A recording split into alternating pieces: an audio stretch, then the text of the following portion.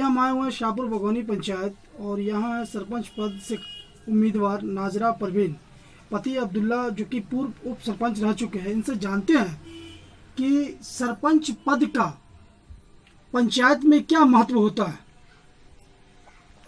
सबसे पहले मैं आपके सभी सुनने वाले दर्शकों को मेरा सलाम और आदाब।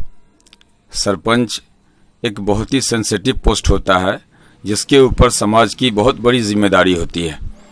वो अपने अपने ग्राम पंचायत के माहौल को अच्छा रखना, आपस में मेल मिलाप का प्रयास कराना और सुख के साथ शांति व्यवस्था भी बनाए रखने का जिम्मेदारी, बहुत बड़ा जिम्मेदारी उसके सर पर होता है।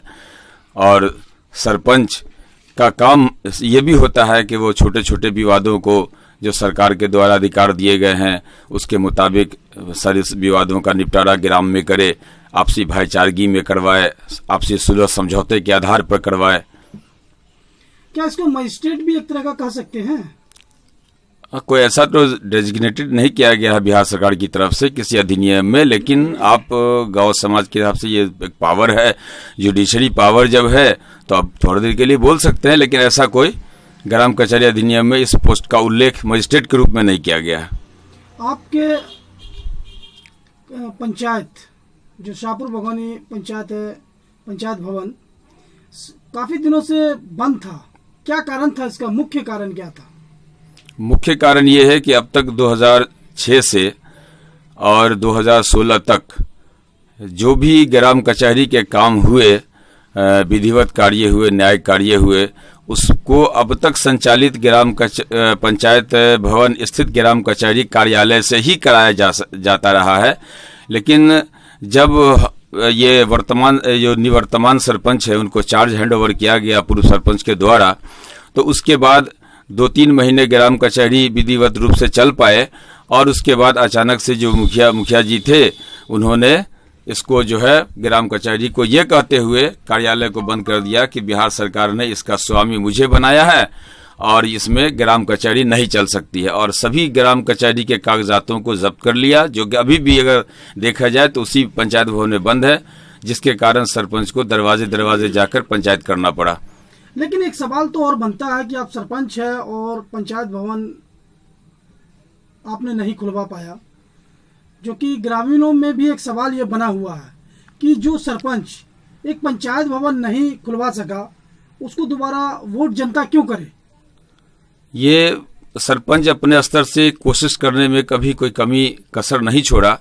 जैसे ही 3/12/2016 को मुखिया द्वारा ग्राम कचहरी में अचानक से रातों रात ताला बदल दिया गया, सबसे पहले सरपंच के जरिए जो प्रखंड विकास पदाधिकारी हैं ताजपुर, उनको लिखित आवेदन दिया गया। उसकी कॉपी बिहार के लगभग सभी जो वरीय पदाधिकारी हैं जिनका संबंध पंचायती राज विभाग से है उनको सर्कुलेट किया गया। बावजूद इसके अब तक की लड़ाई में कम से कम ये आवेदन सरपंच का राष्ट्रपति महोदय तक भी गया, भारत सरकार के विभिन्न पदधारकों के पास भी गया, लेकिन उसका कोई सॉल्यूशन नहीं निकला। जहां तक सवाल है कि ग्राम कचहरी नहीं खुलवा पाने का, तो सरपंच कोई डकैत तो नहीं है जो कभी भी ग्राम कचहरी का ताला तोड़ दे। और एक पढ़े लिखे सरपंच के लिए जरूरी है कि अगर वो बगैर सरकार की अनुमति के अगर कोई ताला तोड़ता है तो सरकार का उस पर 353 का केस होता, तो सरपंच जेल में होती या पंचायत करती। तो सरपंच कोई जमीनी विवाद नहीं है, सरपंच का कोई अपना निजी मामला जमीन का नहीं है जो सरपंच जाके उसको दखल कब्जा बलपूर्वक कर ले, या किसी का निजी मामला नहीं है, सरकार का है। और विधिवत तरीके से सरपंच एक न्यायिक जिम्मेदार होता है, तो इसलिए वो विधिवत तरीके से ही प्रयास करती रही। लेकिन सुस्त सरकारी सिस्टम के कारण उसका आज तक उस पर कोई सरकार के द्वारा नजरसानी नहीं किया गया और न ही ग्राम कचहरी के कार्यालय का व्यवस्था करवाया गया। आप बोलते बहुत सॉलिड हैं, अच्छा बोलते हैं आप। तो एक बात हम जानना चाहेंगे आपसे कि आपने सरपंच का ही पद क्यों चुना? मुखिया भी था, जिला परिषद भी था, पंचायत समिति भी था, सरपंच ही के पद में क्या आपको ऐसा नजर आया? जिसकी सेवा के साथ मेवा की कल्पना हो, उनको वही पद अच्छा लगता है जिसमें उनको मेवा की प्राप्ति हो। लेकिन मेरे परिवार में शुरू से एक परंपरा रहा है कि यहाँ सेवा की भावना रही है और सेवा जिसको भी करना है वह सरपंच के पद पर आए, वह सरपंच का चुनाव लड़े, क्योंकि इसमें डायरेक्ट सेवा करने का अवसर मिलता है, इसमें कोई मेवा नहीं है। और दूसरी बात यह है कि कोई मेवा के लिए इसमें मजबूर भी नहीं कर सकता है। सरपंच एक अधिकारी होता है अपने बुद्धि विवेक से कानून के मुताबिक फैसला करने का, वो इसलिए इसमें कोई सरपंच को इंटरेस्ट इसी में है कि वो समाज सेवा करे, इसलिए सरपंच को ही चुना। तो उसका तो बैकग्राउंड यहाँ की जनता जानती है, मैं किसी के बारे में कुछ कहूँ ये तो मुनासिब नहीं है। हालांकि जो मेरे विरोधी हैं तरह तरह का आरोप लगाते रहे हैं, वैसे भी विरोधी हैं जिन्होंने आरोप लगाया कि जब हम सरपंच बनेंगे तो ग्राम का सारे विवाद का निपटारा ग्राम कचहरी में ही होगा।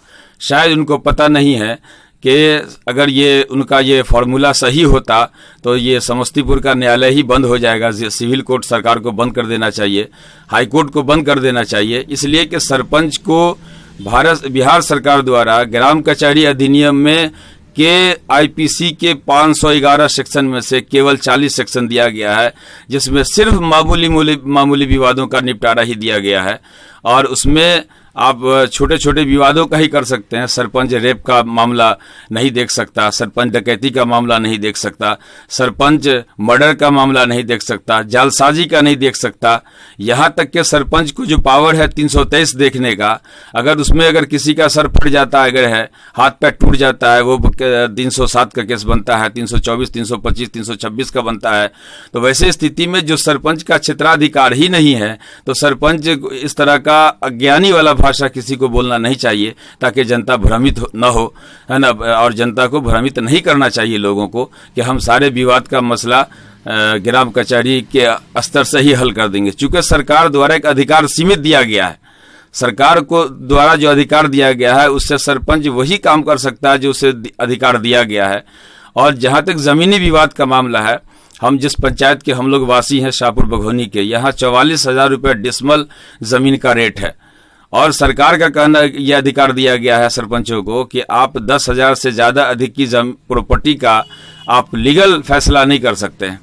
और जब सरपंच ये देखेगा, और उसमें भी एक टेक्निकल प्रॉब्लम ये है कि वो उस 10,000 का आपको देखना है जिसमें थर्ड पार्टी के पास कोई कागज मौजूद नहीं हो। अगर मान लीजिए कि आपके पास 10,000 का पावर तो है, लेकिन अगर एक ज़मीन का मामला है, आपके पास भी एक केवाला है और दूसरे पक्ष के पास भी एक केवाला उसी का है, तो वैसा मामला भी सरपंच को नहीं देखना है। तो 10,000 होने के बावजूद भी सरपंच उस केस को नहीं देख सकता है। और अगर देखा जाए मूल्य को, तो शाहपुर बघौनी का एक आड़ का फैसला भी सरपंच कानूनी तौर पर नहीं कर सकता है। लेकिन अब तो सरकार ने कहीं ना कहीं सरपंच के कंधों पे भार देने का सोच लिया है।